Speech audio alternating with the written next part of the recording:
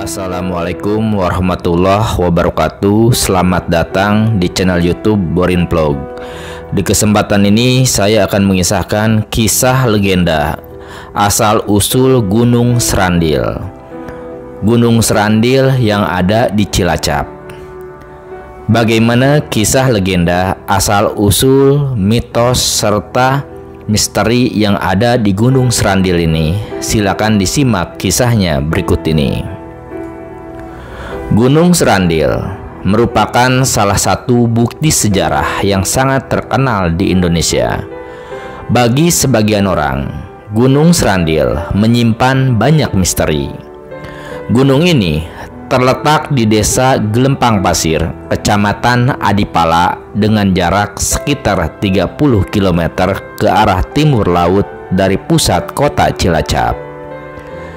Dan lokasinya mudah dijangkau dengan berbagai jenis kendaraan.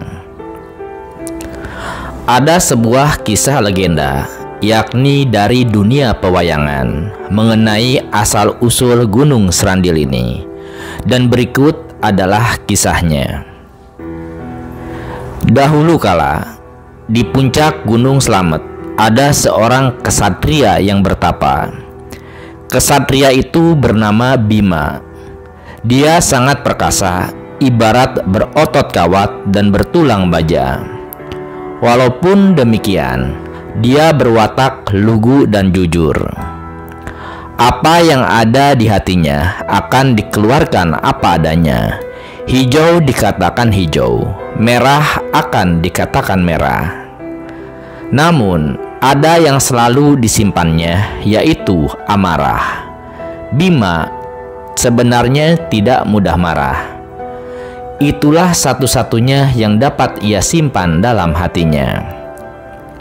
Suatu hari, ketika masa bertapanya baru saja selesai, dia kedatangan kakek tua bernama Ki Drona.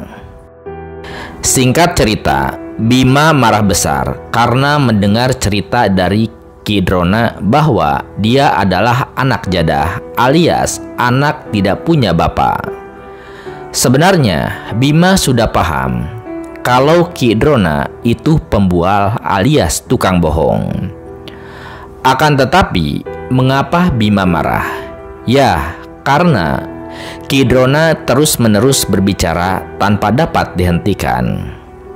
Jadi, Bima marah karena sebel harus mendengar cerita yang menjelek-jelekan orang tuanya, terutama ibundanya, yaitu Kunti. Baginya, kehormatan ibu harus dijaga dan dibela hingga titik darah penghabisan. Bima diam, jantungnya bergemuruh, tangannya mengepal, otot-ototnya mulai mengencang. Lalu dia berdiri menghampiri Ki Drona. Ki Drona yang terus mengoceh bagai burung kelaparan. "Hai Ki Drona, dapat berhenti bicara atau tidak kau?" gertak Bima. Ki Drona yang mengenali Bima tidak pernah marah, santai menjawab sambil tertawa terkekeh-kekeh. "Hehehehehe, diberitahu kok tidak percaya kamu Bima," ujar Ki Drona. "Kamu itu cuma anak seorang ibu, bapakmu gak jelas Bima." Mendengar ucapan dari Ki Drona itu, Bima mengeram bagai harimau mau menerkam mangsanya. Dapat diam atau tidak, hai kakek jelek?" ujar Bima. Dasar Ki Drona, dia malah merasa senang dapat membuat Bima marah. Dia pun tertawa terkekeh-kekeh. Mendengar Ki Drona terus tertawa, kemarahan Bima yang sudah tertahan sekian lama menggumpal bagai bola api yang siap meledak. Dan benar saja, sambil menggertak, dia menendang puncak Gunung Slamet yang berdiri kokoh di hadapannya. Brak! Bersamaan dengan itu, terdengar suara gemuruh dan terpentalah sebagian puncak Gunung Slamet ke arah selatan. Bima menendang puncak Gunung Slamet karena marah kepada Drona. Sementara itu, di Pedasong, sebuah desa kecil dekat pantai selatan, ada sebuah gerumbul yang dikelilingi hutan nipah. Di sana tinggal sebuah keluarga yang sangat sederhana, yaitu Ki Supa dan Ni Supa dengan beberapa anaknya. Mereka hidup dari hasil bercocok tanam dan dari menangkap berbagai jenis ikan di Bengawan Adiraja yang mengalir melewati dekat rumahnya. Walau demikian, keluarga Ki Supa sangat bahagia karena di antara mereka saling menyayangi dan bekerja sama satu sama lainnya. Suatu hari, saat fajar baru menyingsing di ufuk timur, Ni Supa membangunkan Ki Supa dengan suara pelan. "Ki, bangun Ki, hari sudah pagi. Temani Nini pergi ke sumur yuk." Sambil menjinjing cepon, semacam bakul yang terbuat dari anyaman bambu, berisi beras untuk dipususi atau dicuci. Ki Supa segera bangun dan segera menemani Ni Supa yang akan pergi ke sumur yang terletak agak jauh dari rumahnya. Tugas Ki Supa adalah menemani dan menimbakan air untuk mencuci beras. Mereka pun berjalan beriringan.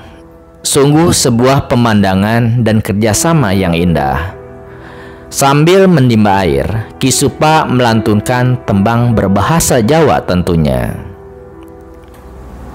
Di tengah keasikan Ki Supa melantunkan tembang, tiba-tiba ada benda semacam batu raksasa melayang dan hampir jatuh menimpa mereka.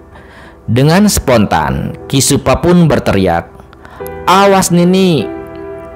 Sambil tangannya mendorong Ni Supa hingga terjatuh dan beras yang ada di cepon pun tumpah.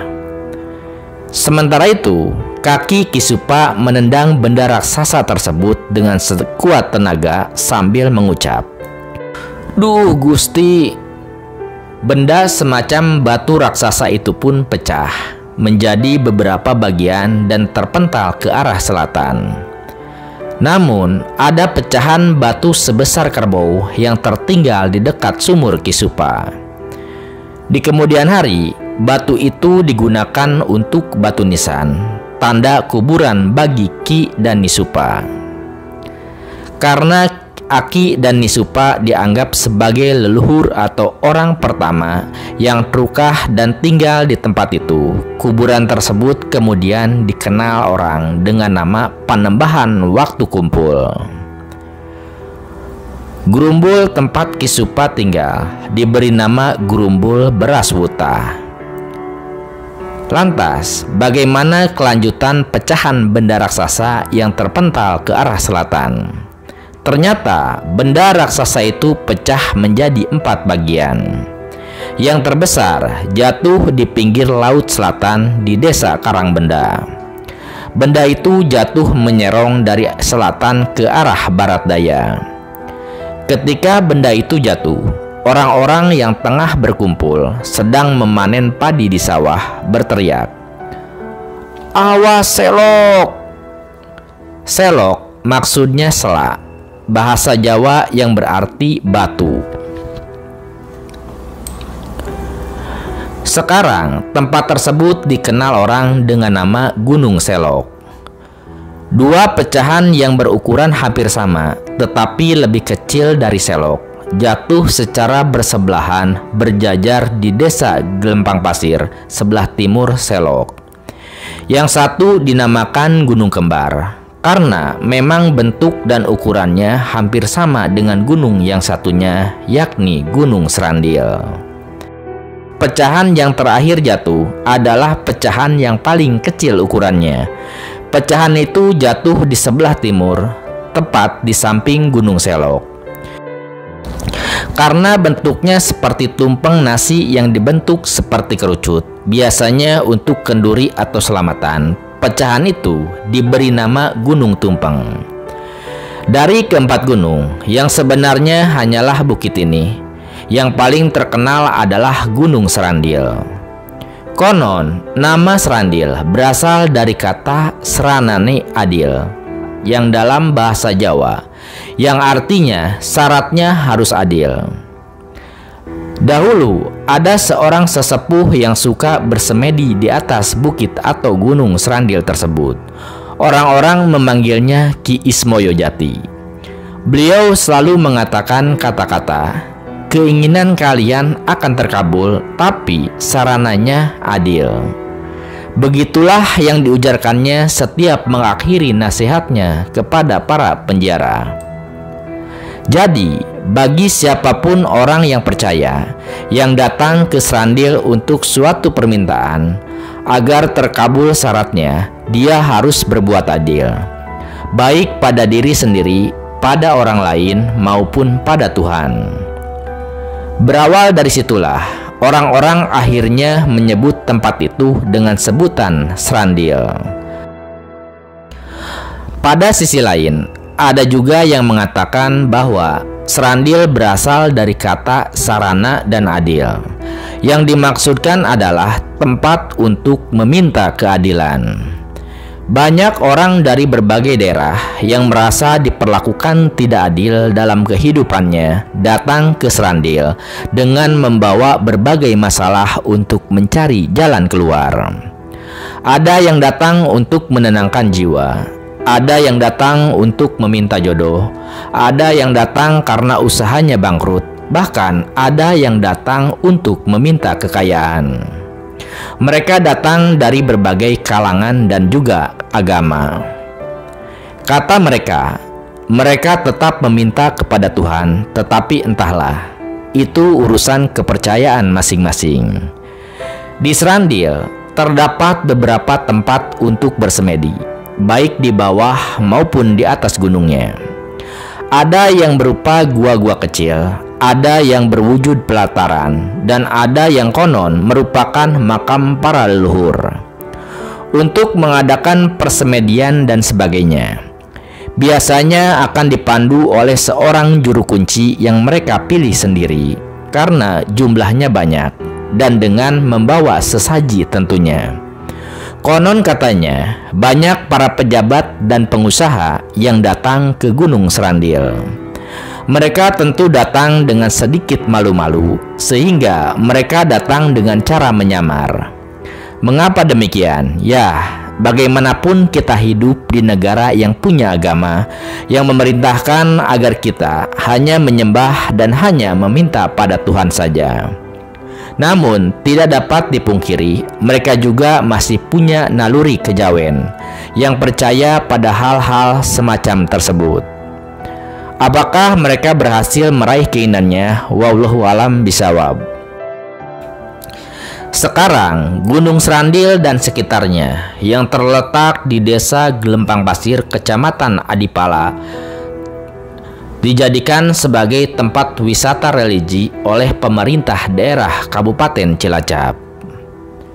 Nah, seperti itu kisah legenda asal-usul Gunung Serandil yang ada di Cilacap. Benar dan tidaknya, ini hanyalah kisah legenda, folklore ataupun cerita rakyat yang berkembang dari dulu.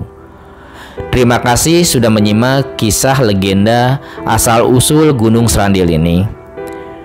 Di channel YouTube Borinprog, Anda juga bisa menyimak kisah legenda asal-usul dari berbagai gunung lainnya, baik yang ada di Pulau Jawa ataupun dari berbagai wilayah Indonesia, termasuk cerita rakyat, dongeng, serta sejarah kota-kota yang ada di Indonesia. Terima kasih atas perhatiannya. Assalamualaikum warahmatullahi wabarakatuh.